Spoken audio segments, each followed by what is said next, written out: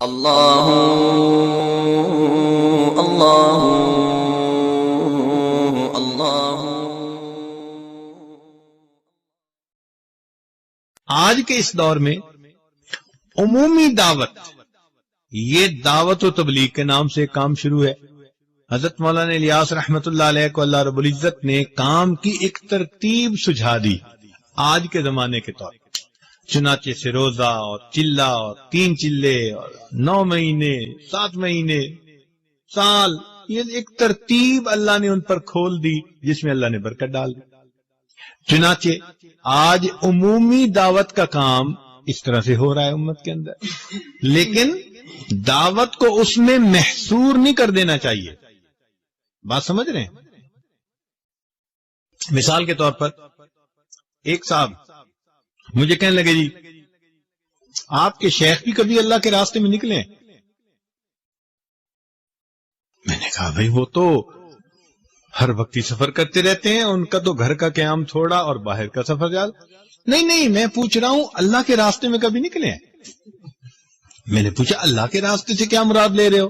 کہنے لگا یہ جو جماعت کی ترتیب ہے تو یہ غلطی ہے، کیونکہ حدیث پاک میں نبی اسلام نے ارشاد فرمایا من خرج فی طلب العلم، جو شخص علم کی طلب میں گھر سے نکلتا ہے فہو فی سبیل اللہ، وہ اللہ کے راستے میں ہوتا ہے۔ تو جب اللہ کے حبیب فرما رہے ہیں کہ جو طالب علم گھر سے علم طلب کرنے کے لیے نکلتا ہے وہ اللہ کے راستے میں ہوتا ہے، تو اس کو پھر جماعت کی ترتیب کے اندر محصور کر دینا یہ پھر غلطی ہے۔ یہ اکابر کی غلطی نہیں، یہ اس بندے کی غلطی ہے۔ تو یہ نئے ٹوٹرو ہوتے ہیں نا، رنگ روٹ، پھر اس قسم کی باتیں وہ کرتے ہیں کہ وہ سمجھتے ہیں کہ بس اس ترتیب سے کام کرو گے تو یہ اللہ کا راستہ۔ میں نے اس سے ایک سوال پوچھا، میں نے کہا کہ بھئی یہ بتاؤ کہ آپ جو سمجھ رہے ہو کہ جو ترتیب حضرت مولانا الیاس رحمت اللہ علیہ کے اوپر اللہ نے کھولی یہ اللہ کا راستہ ہے، تو پھر نبی علیہ السلام سے لے کر مولانا الیاس رحمت اللہ علیہ تک کے درمیان کے حصے میں لوگ اللہ کے راستے میں نہیں نکلا کرتے تھے؟ بھئی نبی علیہ السلام سے لے کر حضرت مولانا الیاس رحمت اللہ کے کام کھلنے سے پہلے تک درمیان کی امت بھی تو دعوت کا کام کرتی رہی نا۔ تو پھر اگر اللہ کا راستہ اسی پر ہم لگا دیں گے تو پھر درمیان کے لوگ کدھر گئے؟ تو اب وہ جا کے پھر اس کو بات سمجھ میں آئی۔ تو پھر میں نے کہا بھئی دعوت کے انداز ہوتے ہیں۔ صبح کو جو عالم فجر میں مسجد میں بیٹھ کے درس قرآن دیتا ہے وہ بھی دعوت کا کام ہے، جو شام کو درس حدیث دیتا ہے وہ بھی دعوت کا کام ہے، جو امت کے واعظ جمعہ پڑھا رہے ہیں بیانات کر رہے ہیں یہ بھی دعوت کا کام ہے، جو مشائخ لوگوں کو اللہ کی طرف بلاتے ہیں یہ بھی دعوت کا کام ہے۔ یہ انداز ہے مختلف، اس کو محصور نہیں کر لینا چاہیے۔ ہاں یہ ضرور کہنا چاہیے کہ عمومی دعوت کا کام اللہ رب العزت نے اس وقت جماعت کے ذریعے سے لیا ہے، اور ان کے لیے دعوت یعنی اس کے لیے خود بھی دعا کرنی چاہیے اور جتنا بھی ان کے تعاون ہو وہ کرنا چاہیے۔ یہ تو بات اپنی جگہ ٹھیک ہے۔ اسی لیے کہتے ہیں کہ مولانا یوسف رحمت اللہ علیہ حضرت مولانا احمد علی لاہوری رحمت اللہ علیہ سے آ کر ملے جو رئیس التبلیغ تھے، تو انہوں نے آ کے اپنے کام کے بارے میں کچھ بتایا۔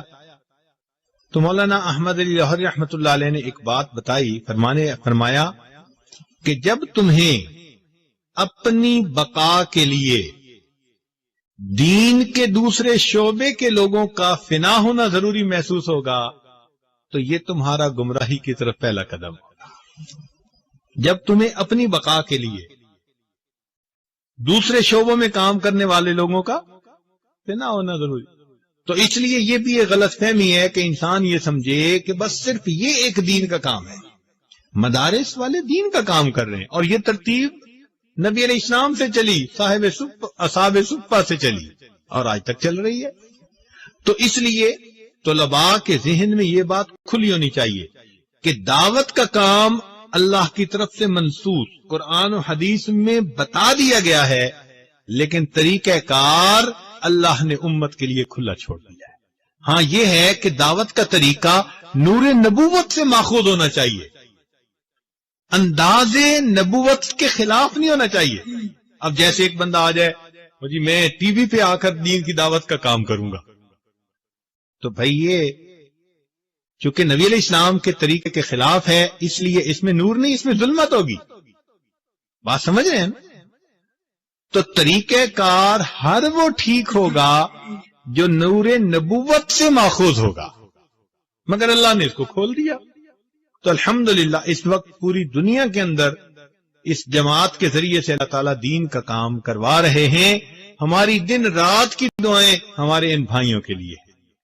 اللہ تعالیٰ ان کی محنتوں کو قبول فرمائے اور ہمیں بھی اللہ تعالیٰ اس ترتیب پر چلنے کی توفیق عطا فرمائے. مگر جو مشائخ کام کر رہے ہیں، جو سیاست کے ایوانوں میں ہمارے علماء کام کر رہے ہیں، یہ سارا کا سارا دین کا ایک حصہ ہے.